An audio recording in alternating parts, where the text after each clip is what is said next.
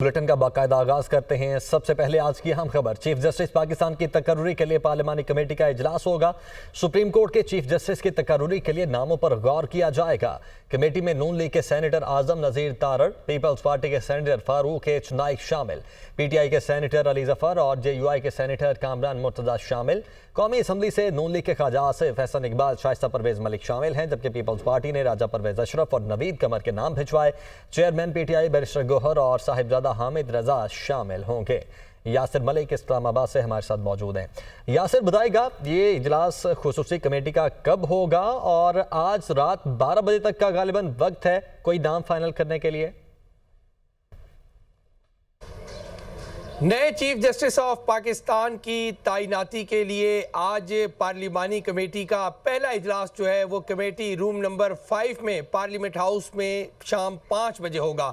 सबसे पहले जो है इस इजलास में जो पैनल नेम आएंगे उनमें से एक चीफ जस्टिस का नाम जो है उसको फाइनल किया जाएगा। आज रात 12 बजे तक का वक्त है। चूंकि आज पहला इजलास जो है वो पार्लियामेंट हाउस में इस कमेटी का होने जा रहा है, जो गुज़िश्ता रात जो है वो तश्कील दी गई है।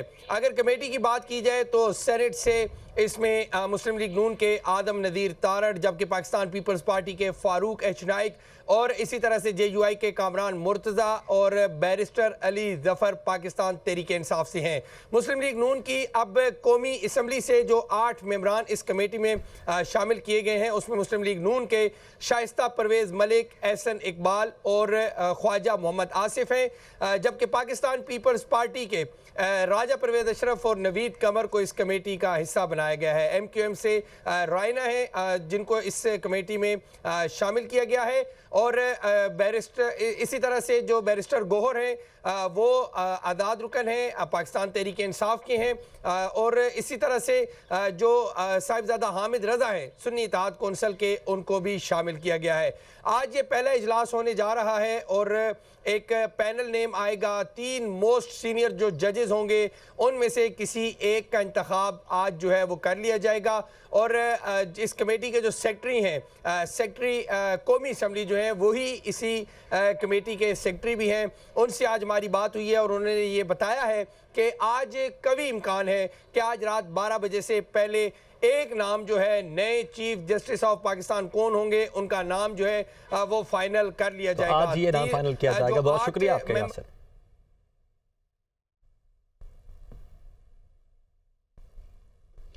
चेयरमैन पीटीआई बैरिस्टर गौहर ने जजेस तकर्रुरी के अमल के बायकॉट का ऐलान कर दिया है। इलेक्शन कमीशन के बाहर मीडिया से गुफ्तगू करते हुए उनका कहना था कि जजेस तकर्रुर की पार्लिमानी कमेटी के लिए 7 बजे तक नाम मांगे गए थे। सियासी कमेटी ने फैसला किया कि जो कुछ हुआ ये सब गैर कानूनी है। असेंबली के फ्लोर पर भी कहा कि हमने किसी चीज़ से इतफाक नहीं किया। सूबाई सतह पर आईनी बेंच कायम करने का फैसला अचानक ही सामने आया। सियासी कमेटी ने फैसला किया कि हम इस प्रोसेस का हिस्सा नहीं बनेंगे, तमाम प्रोसेस को गैर कानूनी समझते हैं। कमेटी ने बायकॉट का फैसला किया है। टाइम फ्रेम में हमने देने थे और उन्हें 7 बजे तक कहा था कि 7 बजे तक दे दे। पॉलिटिकल कमेटी ने उसका फैसला कर लिया कि ये सब कुछ जो हुआ है ये इलीगल हुआ है, अनकॉन्स्टिट्यूशनल हुआ है, हम इस प्रोसेस का हिस्सा नहीं बनेंगे। हमने पहले भी बड़ी रिजर्वेशन शो कर दी थी। हमने फ्लोर ऑफ द असेंबली पे भी यही कहा था कि हमने इसके किसी चीज के साथ कमिट नहीं किया, हम इस प्रोसेस को इलिजिटिमेट समझते हैं। तो इसलिए पॉलिटिकल कमेटी का फैसला कि हम बॉयकॉट करेंगे। तहरीक इंसाफ के रहनुमा शिबली फराज ने कहा है जजेस की तकर्रुरी पार्लिमानी कमेटी के जरिए करना अदलिया में मुदाखिलत है। आईनी तरमीम से अदलिया की आज़ादी बरकरार नहीं रहेगी। आईनी तरमीम ने इंसाफ के निज़ाम को हिला कर रख दिया है। आईनी तरमीम से हॉर्स ट्रेडिंग को मुअस्सस शक्ल दी गई है। हुक्मरान समझते हैं हमेशा रहेंगे। मुस्तकबिल की हुकूमत अपनी मर्जी के जजेस तैनात करेगी। वफादारियाँ तब्दील करने के इकदाम से जमहूरी पार्टी और जमहूरी निज़ाम कमज़ोर हुआ। वो पेशावर में मीडिया टॉक कर रहे थे।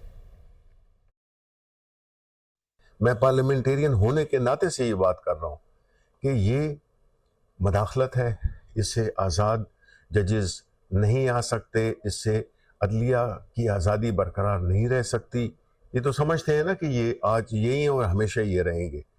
कोई भी पॉलिटिकल पार्टी आएगी हुकूमत में, वो अपनी मर्ज़ी के जजेस को लगाएगी जो कि वो समझती है कि उनके हक़ में फ़ैसला करेंगे, आप उनकी वफादारियाँ वो कर सकें। इस से न सिर्फ ये है कि एक हॉर्स ट्रेडिंग का रुझान फ़रोग़ पाया, बल्कि दूसरी बात यह है कि इससे जमहूरी पार्टियाँ जमहूरियत कमज़ोर हुई, पॉलिटिकल पार्टीज कमज़ोर हुई।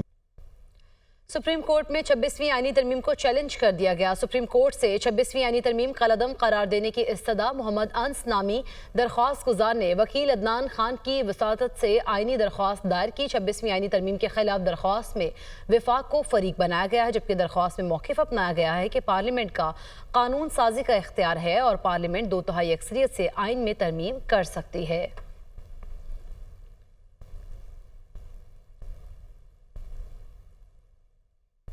नई आईनी तरमीम को सिंध हाई कोर्ट में चैलेंज कर दिया गया है। इलाही बख्श एडवोकेट ने विफाक, वजारत कानून और दीगर को फरीक बनाकर दरखास्त दायर की। दरखास्त में मौक़िफ़ इख्तियार किया गया। नई आईनी तरमीम के जरिए जुडिशल कमीशन को इंतजामिया के मातहत कर दिया गया है। आईनी तरमीम पर अमल दरामद रोका जाए तो नई आईनी तरमीम को सिंध हाई कोर्ट में चैलेंज कर दिया गया है।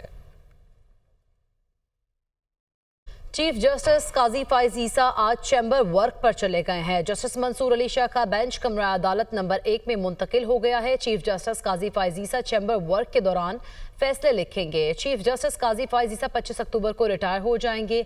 नए चीफ जस्टिस पाकिस्तान के तकर्रुर के लिए 3 सीनियर जजेस के नामों पर पार्लिमानी कमेटी आज गौर करेगी।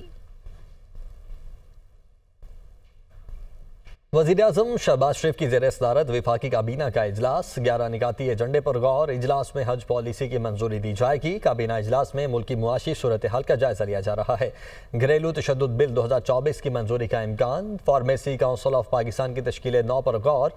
साफ तवानाई के चार्टर की मंजूरी भी मुतवक्के। न्यूटेक के निजी मेंबर्स की तैनाती की मंजूरी की जाएगी।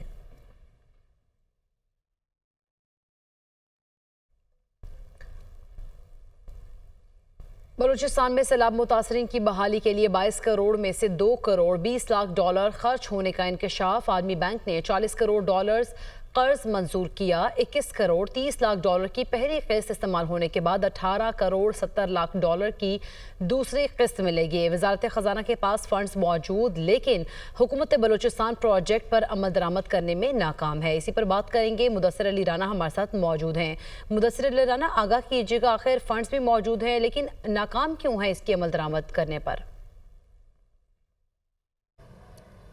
जी, 3 साल गुजरने के बावजूद बलूचिस्तान हुकूमत सैलाब से रिकवरी और बहाली के लिए सिस्टम नहीं बना सका। इसलिए जो आलमी बैंक की जानिब से 40 करोड़ डॉलर की रकम कर्ज के तौर पर मंजूर की गई थी, उसमें से पहली किस्त 21 करोड़ 70 लाख डॉलर की मौसूल हो चुकी है। लेकिन अभी तक ज़राए वज़ारत ख़ज़ाना की जानिब से ये बताया गया है और दस्तावेज़ में ये इंकशाफ हुआ है कि सिर्फ बलूचिस्तान में 2 करोड़ डॉलर ही खर्च हो सके हैं। आलमी बैंक की जानिब से बलूचिस्तान में सैलाब से रिकवरी और बहाली के लिए integrated flood resilience and adaptation project के तहत 40 करोड़ डॉलर की रकम मंजूर की गई थी, जो कि 2 अक़सात में पाकिस्तान को मौसूल होनी थी। बेसिकली वजारत खजाना इसकी ग्रांटेड है और वजारत खजाना ने ये रकम ग्रांट के तौर पर बलूचिस्तान को फराहम करनी थी। आलमी बैंक की जानिब से पहली जो किस्त है 21 करोड़ 70 लाख डॉलर की, वो फराहम कर दी गई है और ये फंड्स इस वक्त पाकिस्तान के पास दस्तयाब हैं। लेकिन बलूचिस्तान में सिस्टम ना होने की वजह से वहाँ पर सिर्फ अभी तक 2 करोड़ डॉलर ही खर्च किए जा सके हैं, जबकि बाकी रकम जो है वो इसी तरह इस्तेमाल ना होने के बाइस वजारत खजाना के पास पड़ी है। इसी तरह अगर देख लिया जाए तो चाइना की जानिब से भी सैलाब से रिकवरी और बहाली के लिए और जो मौसमियाती रेजिलियंस घरों की कंस्ट्रक्शन है उनके लिए तकरीबन 6 करोड़ डॉलर का कर्ज ग्रांट की मंजूरी दी गई थी।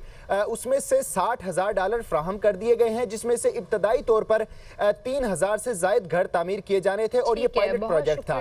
लेकिन बलूचिस्तान कर रहे थे।